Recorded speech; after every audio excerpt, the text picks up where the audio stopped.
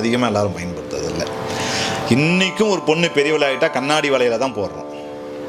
கல்யாணம்னாலும் கண்ணாடி வளையல தான் பயன்படுத்துகிறோம். சீமந்தத்துக்கு வந்தாலும் கண்ணாடி வளையல தான் பயன்படுத்துகிறோம். இந்த மூணுத்துக்குமே கண்ணாடி வளையல எதுக்கு யோசிக்கிறோம்? ஏன் நீங்கள் ஏற்கனவே எல்லாரும் போடுற மாதிரி பிளாஸ்டிக் வளையல், டிசைன் வளையல், ஃபேன்சி வளையல் இருக்க, ஏன் அதுக்கெல்லாம் போட மாட்டீங்க? அனுகிரகம் கிடையாது, கண்ணாடி வளையலுக்கு தான் அனுகிரகம். அந்த சப்தம்